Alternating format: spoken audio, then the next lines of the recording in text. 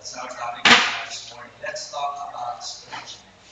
Now, you must understand, kailangan natin maintindihan that discouragement will and can come to everyone. Discouragement will, sabihin, darating yan. At can, pwedeng dumating yan sa kahit na kanina. Let's study the discouragement of Prophet Elijah. Let's open our Bibles in 1 Kings chapter 19. 1 Kings chapter 19. Okay? 1 Kings chapter 19. Let's read from verse 1 hanggang verse 3. But actually, we're going to look at the whole chapter 19. Okay? 1 Kings chapter 19, verses 1 to 3. Babasahin ko na lamang po at pakisundan nyo na lang ng paningin. So para mas maunawa po natin, hayaan po ako na basahin po ito sa wikang Tagalog. Okay, pakisundan nyo na lamang po ng paningin. Nakita nyo na po ba? Okay, so ito po ang ating makikita dyan. Sinabi ni Haring Ahab sa kanyang asawa si Jezebel, ang lahat ng ginawa ni Elias at paano pinatay ni Elias ang lahat ng mga propeta ni Baal. Kaya may padala si Jezebel ng isang sugo upang sabihin kay Elias, patayin sana ako ng Diyos kung hindi ko gagawin sa iyo sa ganito rin oras ang ginawa mo sa mga propeta. Sabihin, nagbanta, nagkaroon ng threat.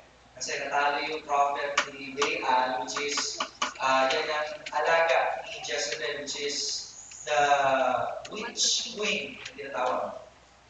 Okay? Verse 3, natakot si Elias. Okay? Natakot si Elias na mamatay, kaya umalis siya at nagpunta sa Berseba, sa lupain ng Huda, kasama ang kanyang siya. Tayo na natin. Muli, Panginoon, salamat po sa pagkabasa ng iba ng salita. Panginoon, minsan pa, umalapit po kami sa trono ng diyayo. Pagkat sa trono lamang po kami makasumpong ng awa, ng habag, upang kami makapagpatuloy sa paglilingkod sa iyo. Dalangin po, Panginoon, na ang pong pag-aaralan ay aming nawaan. Alam mo bagay na nais mong ituro ay aming pong sa buhay. At ang buhay na pinagkatiwala po ninyo magkaroon po ng kapurihan para sa inyo, Panginoon, sapagkat ikaw ang creator, ikaw ang nakanda na lahat ng bagay, lahat ng buhay, kaya karapat-dapat lang magbalik sa iyo papuri na nararapat para sa iyo. Salamat po na mga marami ang aming dalangin sa pangalan ni Jesus. Amen. Amen. Pari po tayo. God's response to discouragement. God's response to discouragement. Now, kanina sabi ko po, discouragement will and can come to anyone. Okay? Discouragement ay laging dumarating o maaaring dumating kahit kailan at kahit kanino. Everyone experienced that. Ito man ay sa bahay, di ba? If you are expecting something, ito man ay sa finances, ito man ay sa pamilya, sa partner mo, discouragement will come. Pwede rin siyang dumating not only in our home, but also in churches. Diba? Yung mga pagkakataon ay binigay mo na lahat ng paglilingkod na meron ka, and then all of a sudden, nagkaroon ng kakulangan, kasakitan, pagtutuman. Everyone experience that. Also in work, pwede tayo maka-experience ng discouragement. Tagal-tagal mo na nagtatrabaho, di ba, you've been faithful to your job, and then all of a sudden, instead ikaw ay ma-promote, di ba, yung kakilala mo natamad, yung kakilala mo na hindi karapat-dapat sa'yo na-promote. Or even worse, discouragement in your workplace, maybe tapos ka na sa trabaho, at the end of the day, ikaw po ay natanggal sa trabaho. Discouragement can and will come to everyone. Now, ano po ba yung dapat po natin maintindihan when we talk about discouragement? Because discouragement, sabi ko po kanina, meron po yung pagkakataon na kung saan darating po siya sa lahat ng tao, lalo na sa isang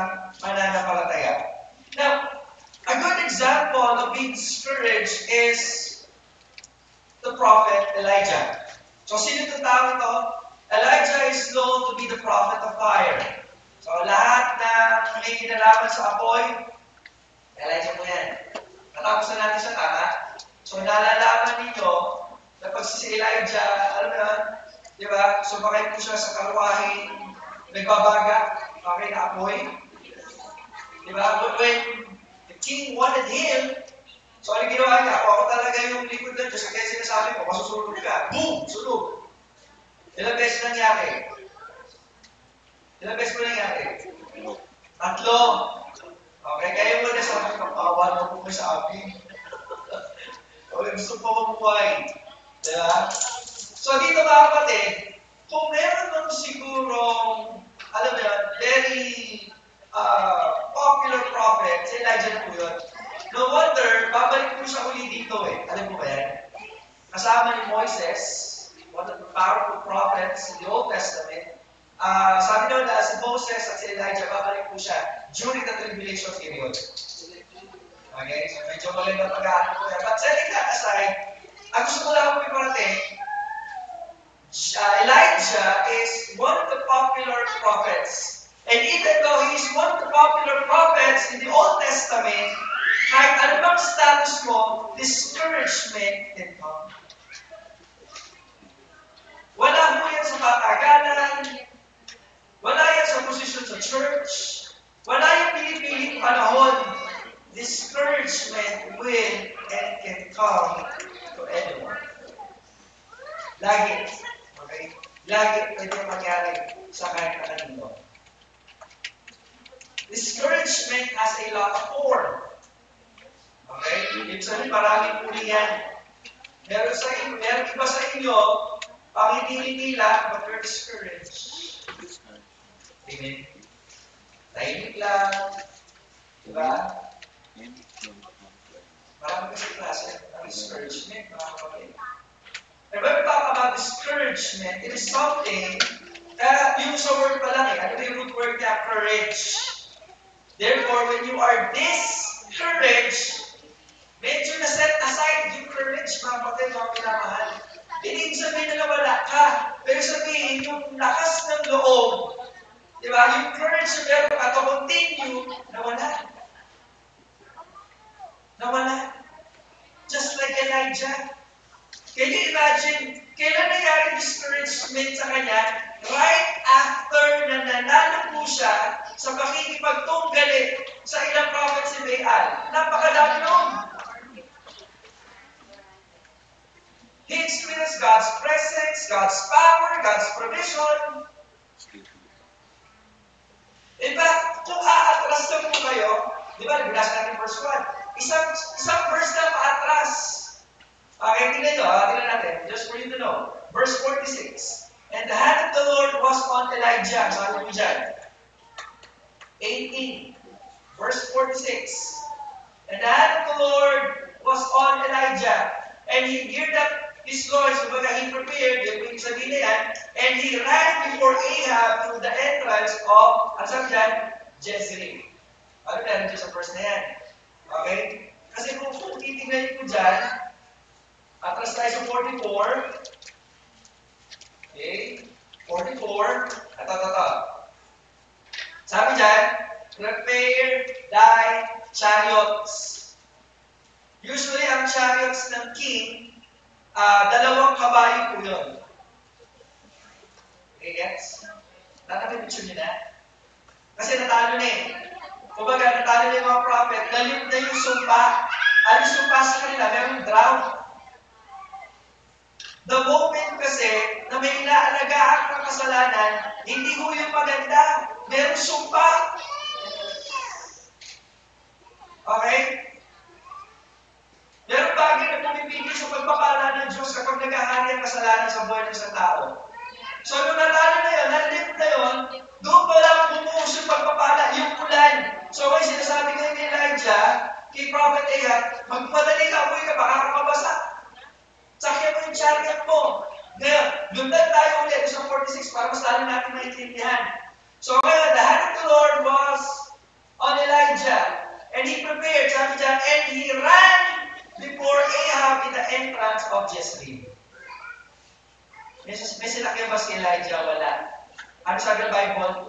tumakbo siya. Naunahan niya pa yung chariots ni Ahab. Lagpas 2 horsepower ang takbo ni Elijah. Kasi dalawang babae yun eh. Kasi hindi natin, sige, dali, isang babae na lang, hindi natin. Pero kasi kapag sila yung hari, syempre parang ano yung sasakyan. Mas malakas yung horsepower, sabi mayaman ka. Okay? So dito sa pagkakataon ito, Elijah experienced victory like no other. He experienced the power of God, the provision of God, the presence of God. And then all of a sudden, pagdating sa chapter 19, dumating yung discouragement. Bakit? Kasi kahit kanino pwedeng dumating yan. Walang pinipiling status, walang pinipiling oras. Discouragement can come. Trabaho man, sa boss mo, sa katrabaho mo, sa pamilya man, asawa mo, anak mo, kamag-anak mo. Yes, even in the church. Kahit sa pinaka-mataas na kapumula, kahit sa pastor, you can have a discouragement. Yan yung sinasabi na yung source of discouragement yung pastor. Pero kasi ang kaawit, pwede dayain yung utak mo eh. Na hindi naman ka-discourage yung pastor, pero dahil, nasingitan ka ng kaaway, nag-discourage na sa yung pastor. It can happen. Kasi if we are not aware, ganyan na gagawin mo ng kaaway. Dahil sabihin, yung momentum mo papalapit sa Diyos para mas maging kagamit-gamit ka, para mas maging blessed ka, para mas maging, matuwa ang Diyos sa'yo, ipigilan niya ng kaaway. And He will cast discouragement sa buhay. Ganito yung nangyari kay Elijah. Kasi sabi dyan, no? Tingnan mo natin, okay? Let us look at verse 2. Then Jezebel, kasi nga, na-overtake ni Ahab, na-overtake ni Elijah sa Ahab. So ngayon, pagdating ni Ahab sa palasyo, kinuha niya kay Jezebel. So sabi ni Jezebel sa verse 2, Then Jezebel sent a messenger unto Elijah, saying, So let the gods do to me, and more also if I meet not thy light as the light of them by tomorrow about this time. And when he saw that, yung nakita yung banta ni Jezebel, natakot po siya. Now, you have to understand, mga kapatid, ulitin ko po again and again, kung kailan na-experience ni Elijah yung kapangyarihan ng Diyos, sa isang pagbabanta ng isang taon lang, na-discourage po siya. Na bakit po natin ito tinitignan, mga kapatid, mga minamahal? You must understand, when we have a relationship with God, our goal is to cultivate that. May mga pagkakataon, mga kapatid, na ang galing, na-enjoy mo yung devotion, na-enjoy mo yung worship service, pag-lilipit sa Bread for Life, or sa press, or even in other ministries in the church. Kapag hindi po tayo nag-iingat, at kapag hindi tayo nakafocus sa Panginoon, discouragement will.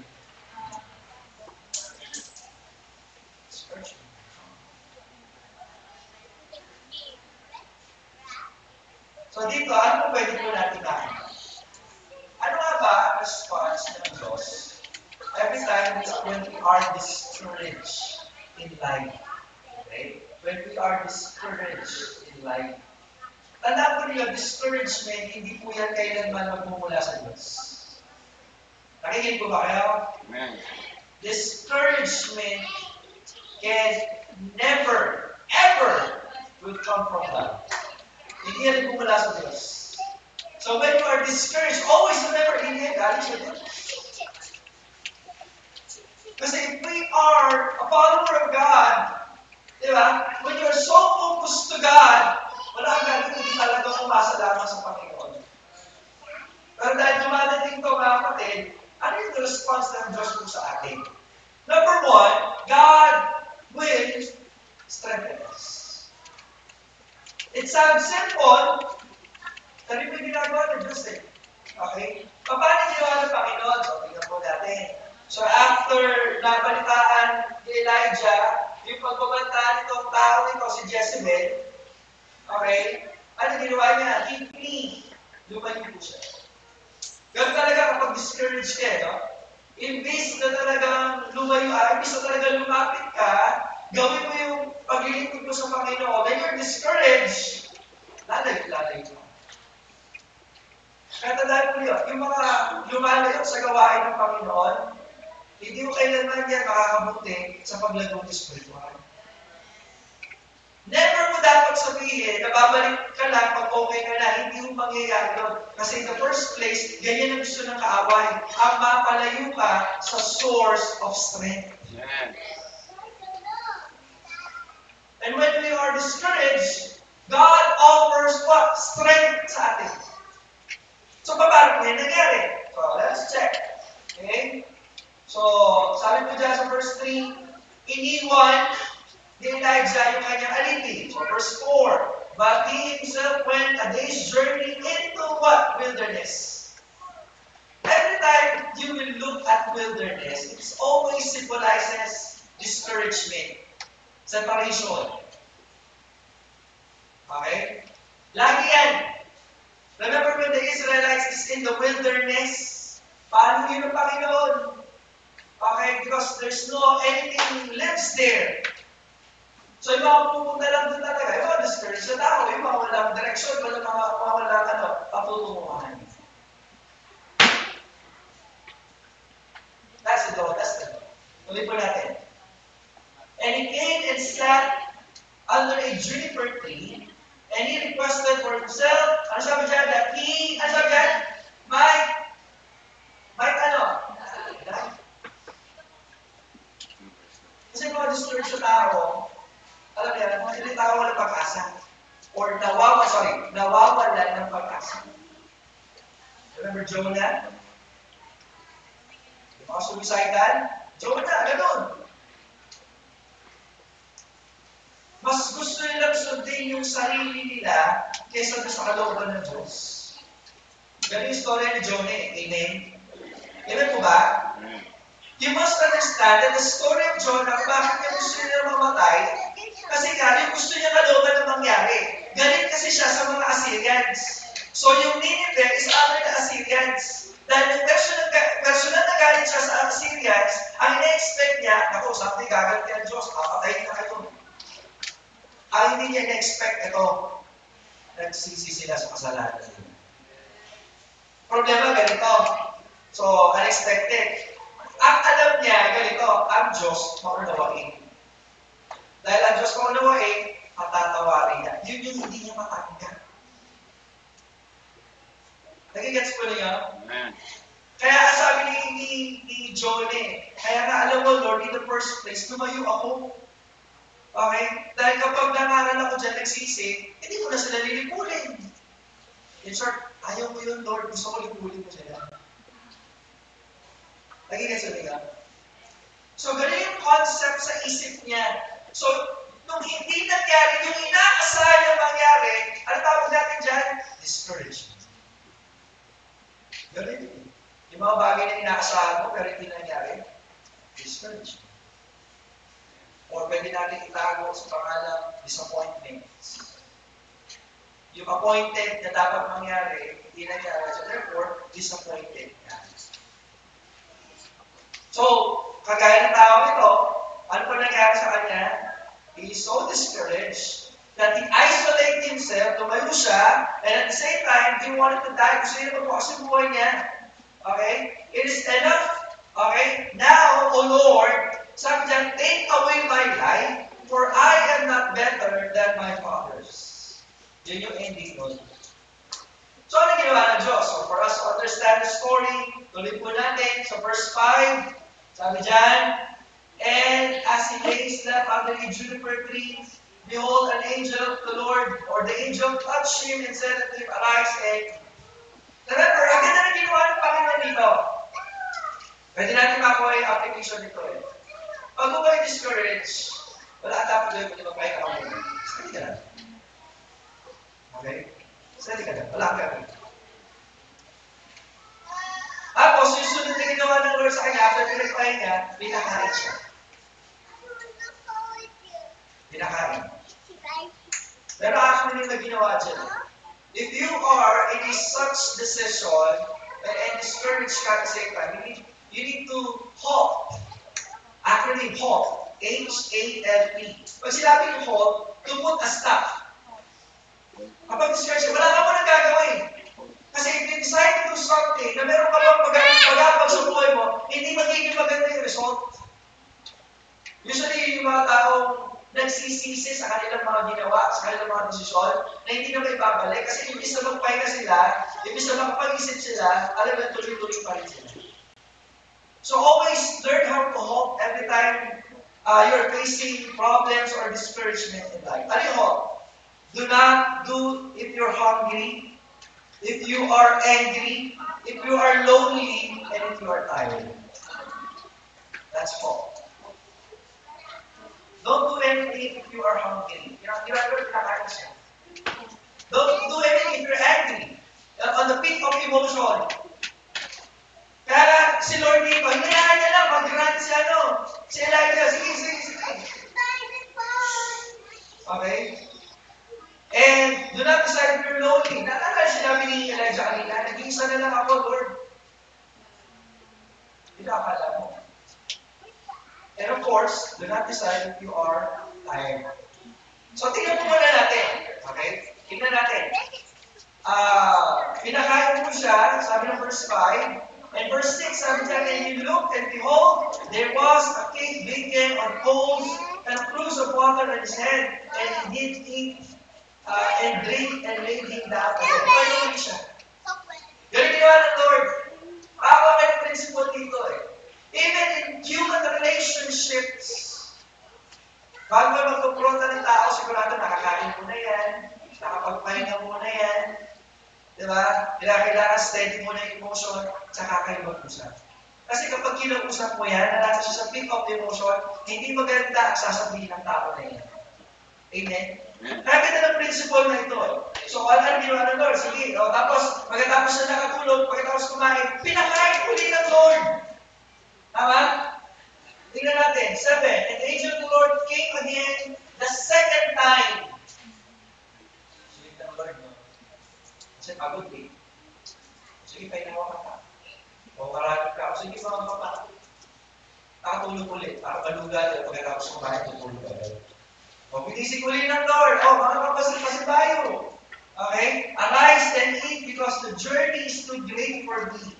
And he arose and did eat and drink. And when, sabi dyan, went in the strength of the meat 40 days and 40 nights unto Horeb, the Mount of God. Doon pa lang, okay, nag-start siya maglakbay kasi okay na siya para kausapin ng Diyos. Para kausapin ng Diyos. So the Lord strengthens him. Ngayon, pangalawa, remember, kapag tayo po discouraged, God's response is what? Reminds us. God will remind us. Papaalalahan po tayo. So dito, sa pagkakataon po ito, okay, siya po ay na-discourage, okay, pinapaalala po ng Panginoon sa atin, kapag tayo po ay may mga karanasan, remember, kasi pag sinabi po natin discouragement, meron po nangyari. Okay? Meron po nangyari na dapat natin maintindihan. Most of the time, it is an emotional thing sa buhay po natin. Na kasi gusto ng kaaway, instead of we focus on our faith, on our walk with God, ang lagi mapakita ikaw, yung nararamdaman mo, yung kahalagahan mo, ganoon ang kaaway. Kaya pakiramdam ni John at ni Elijah, mga kapatid mga minamahal, alam mo yan, kumbaga parang, I have done everything.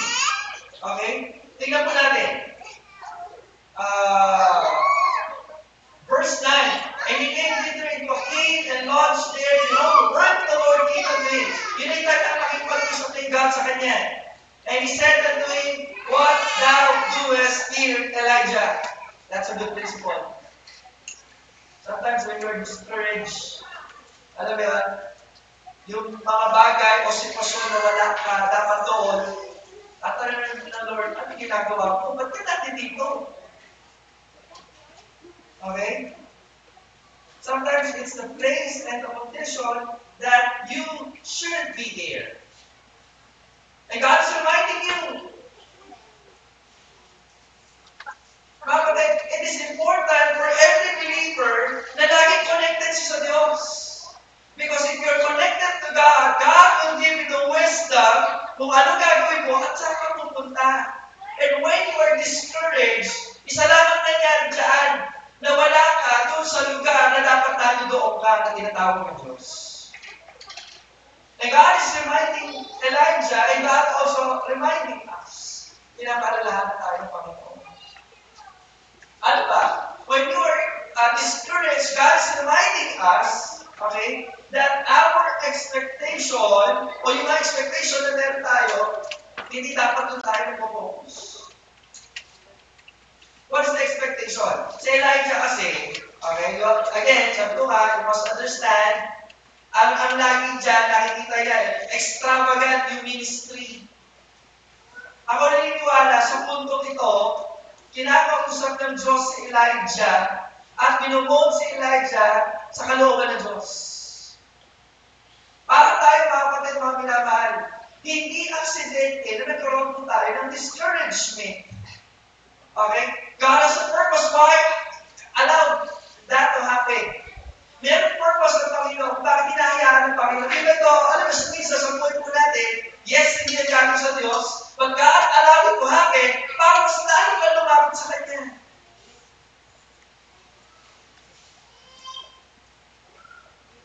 Marami kasi tayo, expectation versus reality. Diba? With the ministry. Magkatagal na naglilingkod. Diba? You are expecting that God will bless you materially. For the years of service na ginawa mo sa Panginoon. But this is the hard truth na kinakailangan mong tanggapin.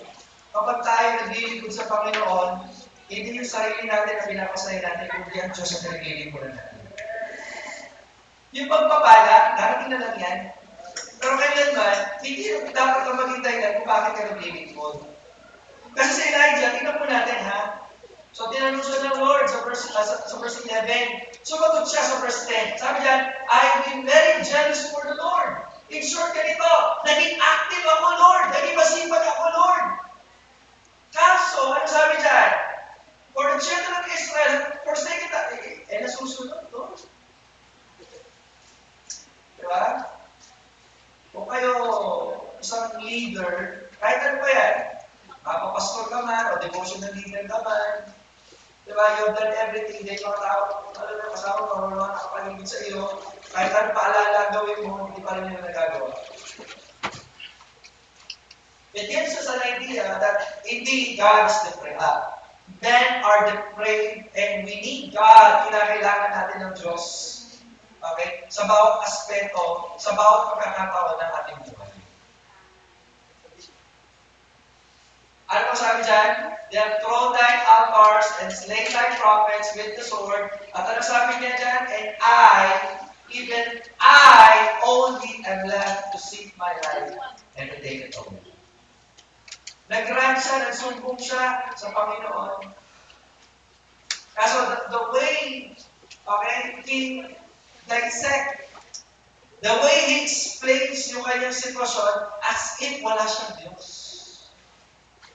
As if siya yung may control ng bawat bagay. Tatandaan ninyo ha, even in Christianity, even in leadership position, wala tayo gagawin kundi sundin lang kung ano yung sinasabi ng Panginoon. Kung hindi sumunod, bahala kayo. Yan ang gusto ninyo eh. But always remember mga kapatid, we will reap what we sow. Nagitaman ka sa gawain, you will reap that. You will reap that. So sa kaso ni Elijah, yan ang nangyari sa kanya. Okay? Ito yung pinanghihinaan niya ng loob. Okay? Sabi ito, for the children of Israel have forsaken thy covenant, thrown thy altars, and slain thy prophets with the sword. Na kung tutusin, ano nga ulit kung bakit siya lumayo? Kasi pinapatay siya, tama? Tama ba? Tama? Kaya siya napunta dyan eh. Tapos, eto na naman, ito sinasabi niya dito. Ito ang hindi sinabi ni Jezebel eh. Pero alam nyo, alam ng Diyos na lahat ng bagay. Alam ng Diyos kung bakit ka nangihina. Alam ng Diyos kung bakit ka discouraged. And God is responding on our discouragement, and the Lord is saying to us na wala ka dapat gawin, kundi magtiwala lang sa Kanya. Okay? Tiwala ka lang sa Kanya. Dito sa pagkakataon ito, naramdaman din ni Elijah na wala siya kasama, magtig-isa lang siya. Diba, nagkamali siya dito eh. Kasi kung titingnan niyo po, okay, yung verse 18. Verse 18, ginagaya natin. Sabi ng Lord sa kanya, okay, para sagutin lang natin yung katanungan ni Elijah na siya na lang daw mag-isa. Ang sabi ng Lord, yet I have left me, ilan daw? 7,000 in Israel. Source by encouragement, pwede, pero tatandaan niyo ito ha. Sa paglilingkod natin sa Panginoon, kahit wala kang kasama at ang Diyos lang kasama mo, okay ka na.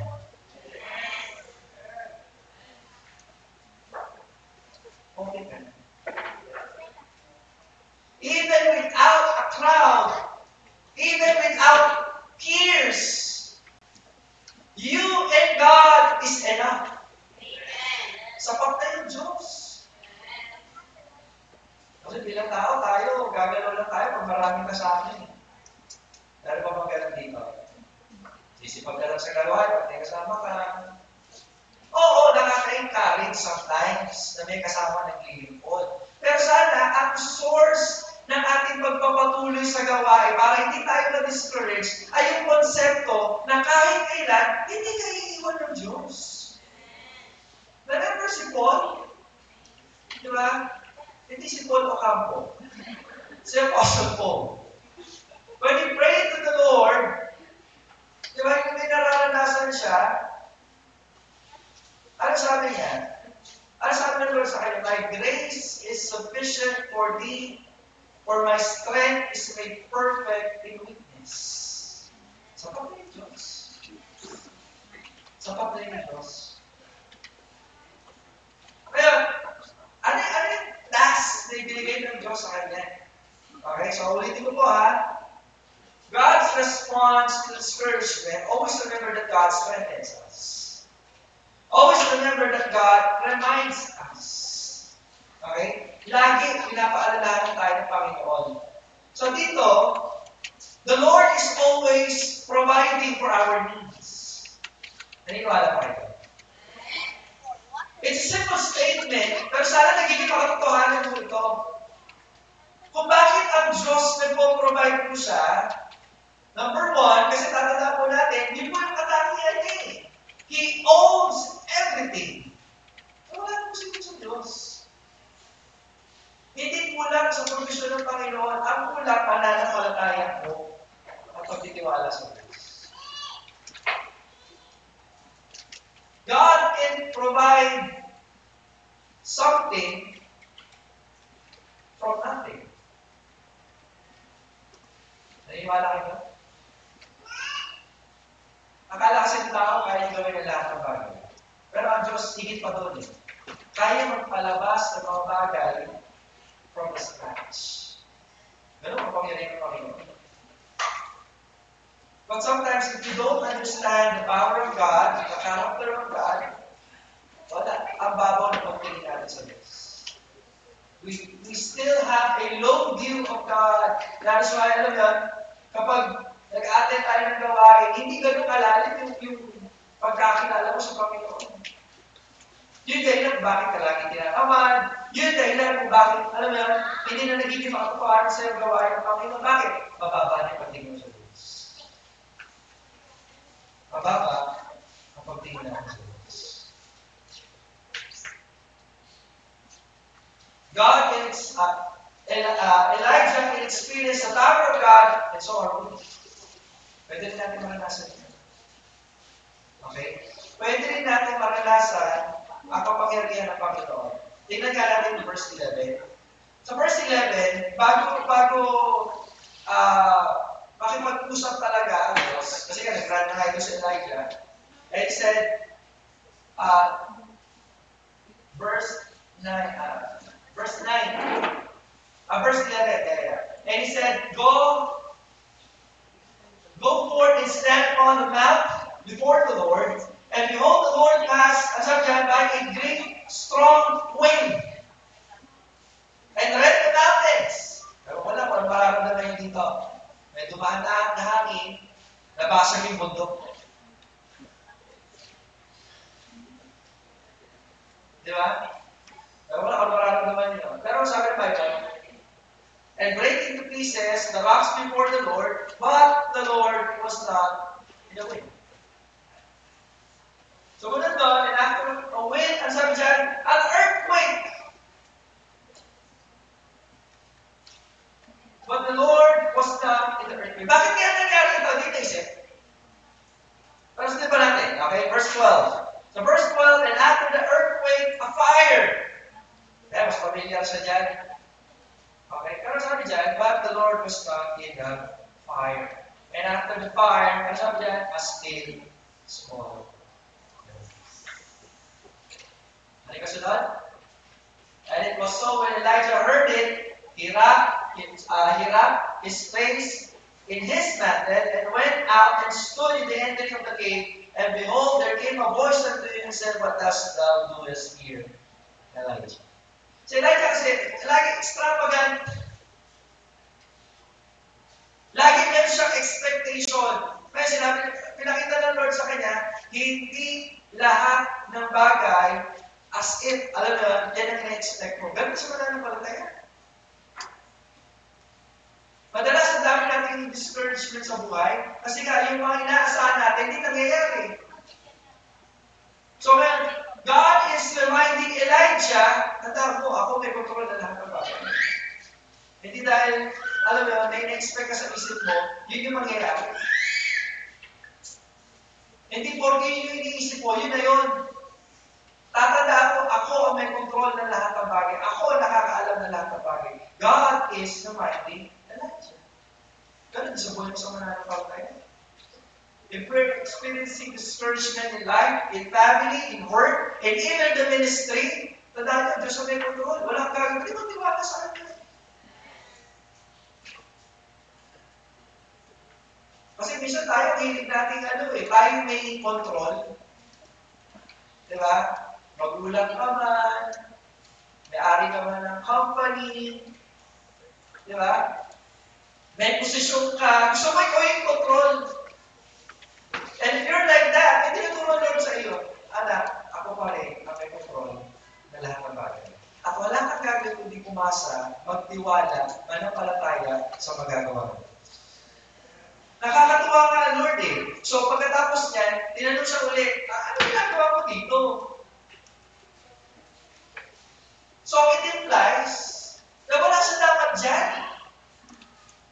Minsan ang discouragement, ganun eh.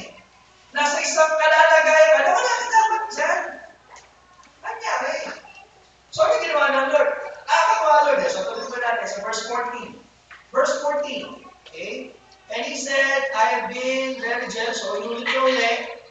Okay, naging active ako. Binigay ko sarili sa gawain. Tapos, ito yung nangyari.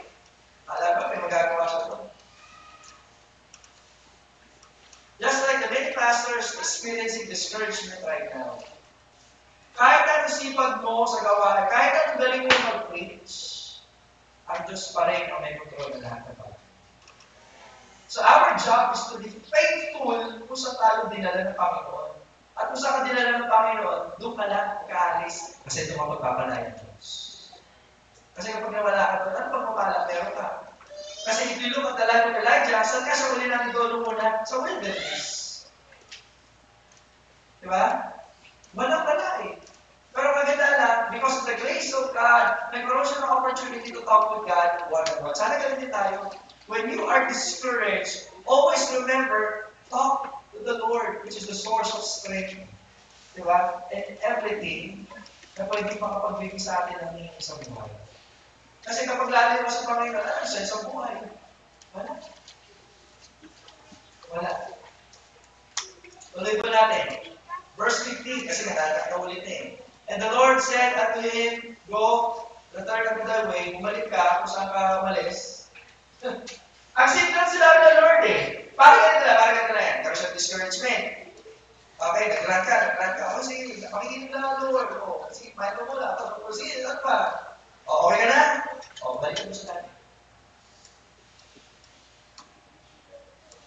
Again, siya. O, tama na yan, ha? Balik ka doon. Trabaho ulit. Kasi pinagawa sa kanya, nagtalaga siya ng 3. Inutos sa kanya. Yung papalit, iaano niya yung isang hari ng kaaway, iaano niya yung isang hari ng Israel, at iaano niya yung papalit sa kanya. In short, ganito, life must go on. Paano discourage? Bumalik ka, tumuloy ka ulit. Kasi kung lalayo ka, ano mapapala mo doon? Amen? Hindi sinasabi ko na ginawa, Lord, pero as in, gano'n na sinasabi ng Panginoon. So after niya siyang pinalakas, after niya siyang kinausap, after niya pinakain, o tama na. Wala naman pwede yung discouragement na yan.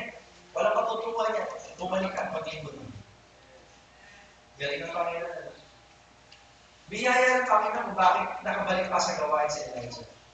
And God is doing that ngayong araw na ito. If you're experiencing discouragement right now, kinikisig ka ng Lord. Diba? Pinapakain ka ng Lord, binibigyan ka ng talino ng Lord, na sinasabi niya sa iyo ng Lord, ano ba ng kalalagayan mo, discouragement right now, baliwala yan, huwag ka mag-dwell dyan. Kinakailangan kumonekta ka uli sa akin, and again, magpatuloy ka sa paglilingkod sa Panginoon. Kapatid, it is important for us as a believers, diba, to understand who God is. Sino ba ba sa buhay natin? Ano nga ba pinapagawa sa iyo ng Diyos? At anong dahilan natin para kumito? Kasi kung wala din na naman, dapat tayo bumalik sa Panginoon, maglingkod, at alam mo, ibigay natin nararapat na paglingkod sa Diyos na nagbigay sa atin ng Diyos. God is always reminding us to continue in our relationship to Him and continue in serving Him. Mga kapatid, ano gagawin yung discouragement? Ang dami yan. In fact, paulit-ulit yan. Paulit-ulit in a sense na meron darating discouragement. Pero sino lamang ba yung nakapapagod sa paglilingkod? Yung patuloy na kumakapit sa kalakasan na ibinibigay ng ating Panginoon. Paano na lang wala ang pasok? There are many people today, they are stressed. There are many people today, they are full of anxieties. Ano gagawin natin? Let us ask the provision that comes from God, the power that comes from God, and always acknowledge the presence of God. Hindi ka nag-iisa. Kasama mo ang Diyos, kilalanin mo lang na nandiyan siya. Dahil kahit kailan ang Diyos, hindi siya nandiyan. Amen? Tayo pa natin tumayo, tayo pa natin.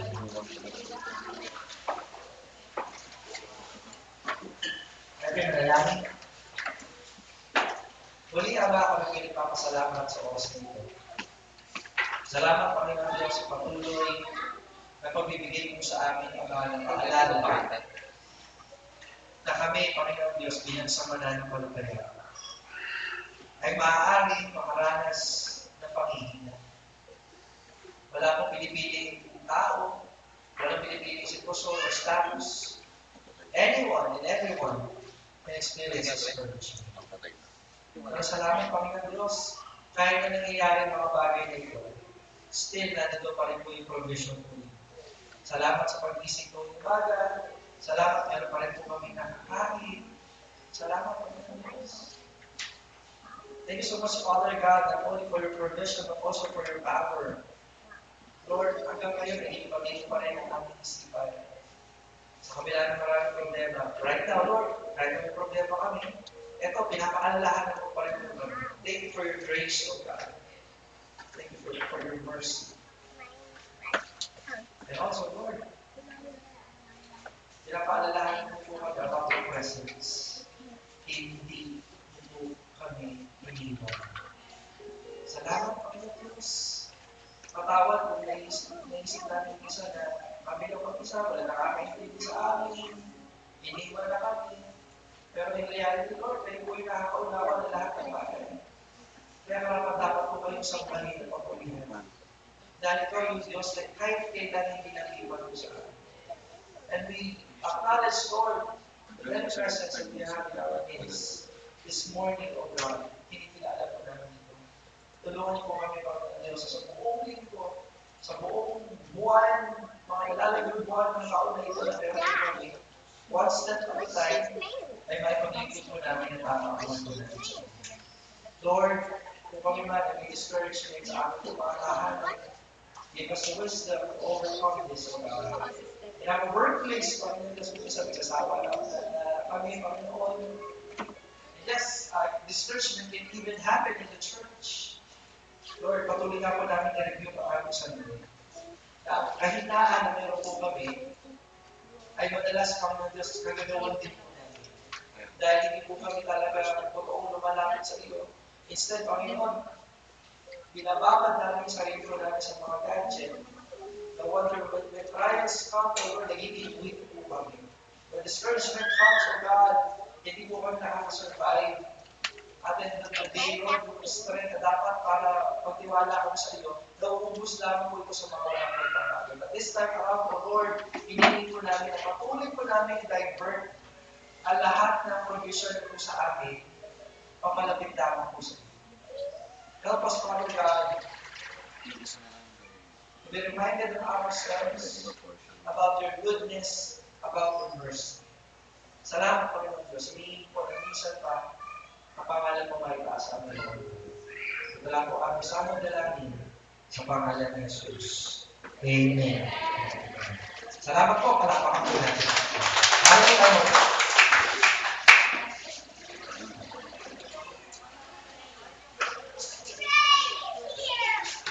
And we palapakan na natin ang ating Panginoon sa mensahe at same time naalala and reflection sa atin. Tayo na lumako sa ating mga nagsipuntiwag ngayong buwan na ito. Tingnan natin ulit. And though May 3, ating baby. And May 4, Nani Marie. And then May 9, si Ate Luz. And then May 11, si Ate Pat. And then May 14, si Ate Chloe. And then after, it's May 19, will be si Ate Amy. At tayo po ba yun? Nawitin po natin sila. Happy birthday to you. Happy birthday to you. Happy birthday. Happy birthday.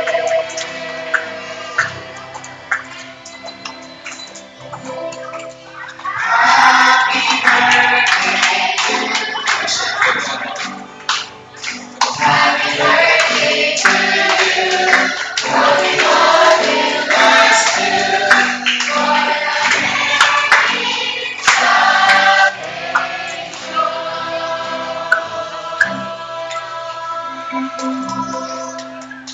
Wow, Jesus loves you. Thank you po. Pwede na po makapo. Meron tayong nakasamang bisita ngayon. Ang pangalan muna or invite si Ate Steph. And ang pangalan niya si Ate Nancy Pangan. Hi. Nasa tulungan po. Welcome. And bago tayo mabit, butingin din natin ang mga nakasama natin ulit sa online. So, unang isa, ito Alan. Good morning po ulit.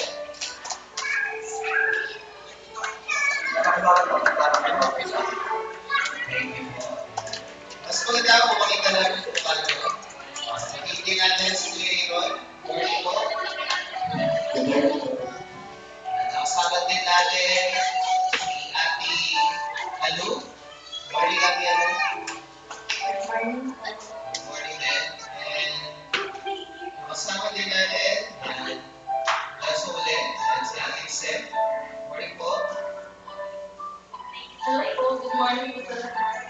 Thank you. Lastly, yan si Ate Chi and Kuya Jeffrey. Morning po din. Good morning po.